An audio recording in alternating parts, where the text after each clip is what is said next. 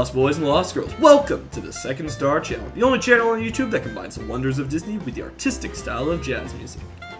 This past Wednesday marked the 67th anniversary of the fairy tale classic, Cinderella. This film is such a huge deal in Disney filmmaking history, and in this video I'll be going over the history and fun facts about the movie. Without further ado, here we go. Cinderella was first released on February 15, 1950 and marks the beginning of the Silver Age of Disney filmmaking.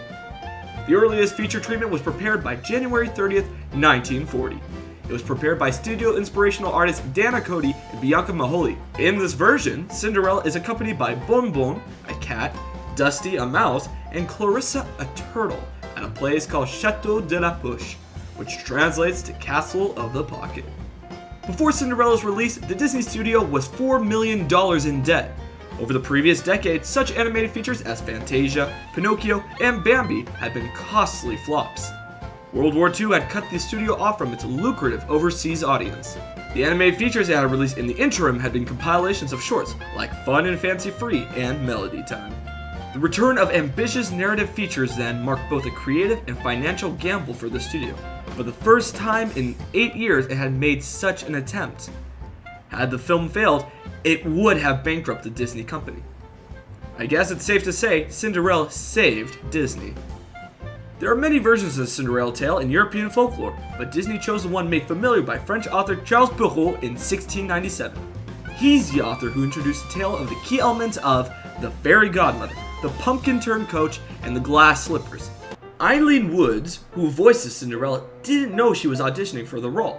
The role came to her by chance after she'd done a favor for Mac David and Jerry Livingston, who wrote the music and lyrics for the film. The songwriters asked the actress to record a demo of Sing Sweet Nightingale, Bippity Boppity Boo, and So This Is Love, which they then presented to Walt Disney. After hearing her voice, Disney knew she was a perfect fit.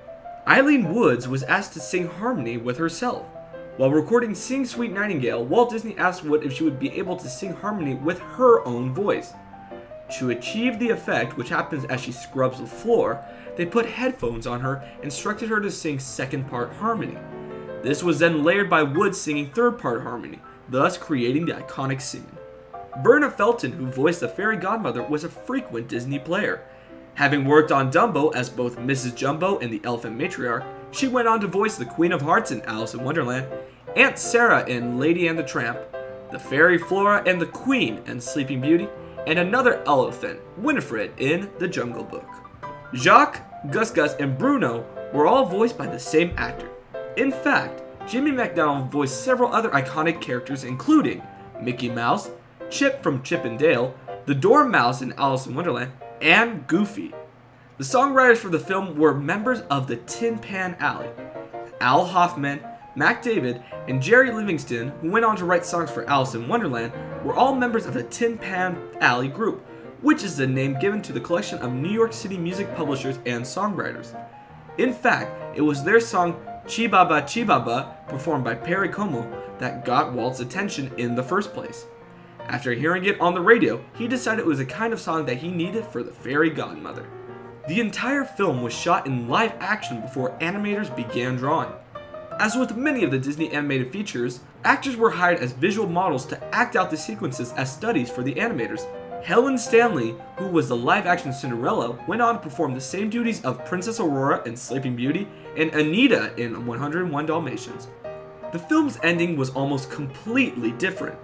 One of the scenes that was cut from the film altered the ending. In it, the Grand Duke learned Cinderella's identity and brought her to the castle. After she was presented to him, the prince was surprised, though not disappointed, that she was a servant, not a princess. The fairy godmother then showed up and transformed her back into what she was wearing at the ball.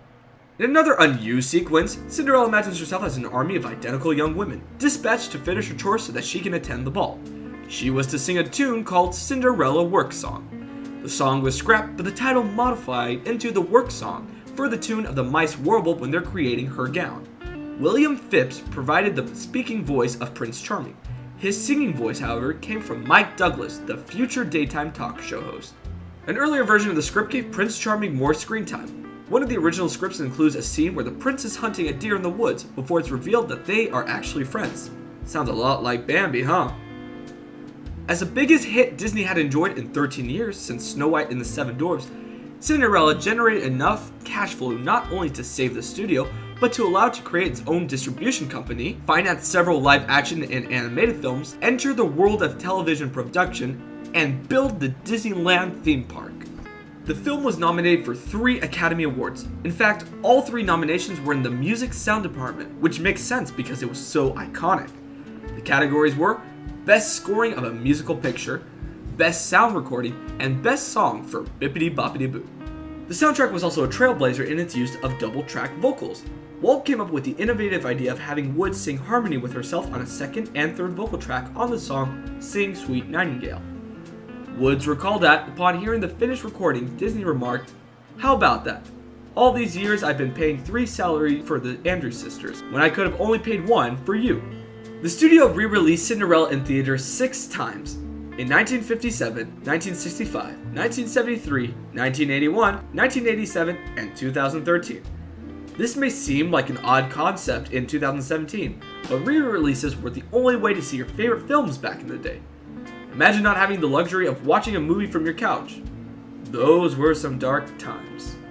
Cinderella Castle, the signature landmark at the Magic Kingdom Park in Walt Disney World, is designed to look like the palace in the movie, of course with some modern amenities. Elevators, a restaurant, a beauty salon called the Bippity Boppity Boutique, and even a VIP hotel suite.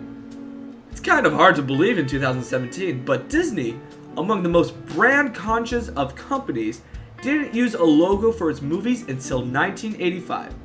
Up until then, they simply used some variations of the words Walt Disney Presents. Along with the Sleeping Beauty Castle at the center of Disneyland in California, Cinderella Castle is the basis for the logo seen at the beginning of all Walt Disney picture films and home movie video releases, as well as Walt Disney Television Productions and Disney Music Group project from 1985 with the Black Cauldron to 2006 where it was retired and replaced in the Pirates of the Caribbean Dead Man's Chest movie. The revamped logo includes visual references to Pinocchio, Mary Poppins, Peter Pan, and Cinderella, and its redesigned castle incorporates elements from both Sleeping Beauty Castle in Disneyland and Cinderella Castle in Magic Kingdom, as well as Walt Disney's family crest. Eileen Woods claimed Walt Disney once told her Cinderella was his favorite among his film's princesses. "I think it was the rags to riches tale," she speculated. Of course, then I didn't know how many times Walt had risked it all to realize his dreams. Finally, Walt Disney stated many times that his favorite sequence to animate in his entire career was the rags to ball gown dress transformation in Cinderella. And there you have it, Lost folks. Hopefully you enjoyed this in-depth history on Cinderella. What other Disney movies and their significance should I cover? Let me know in the comments section. If you like this video, please give it a thumbs up. To stay in the loop and be informed on all history and fun facts Disney, make sure to hit that subscribe button. Until next time, keep on flying second star to the right and straight on till morning.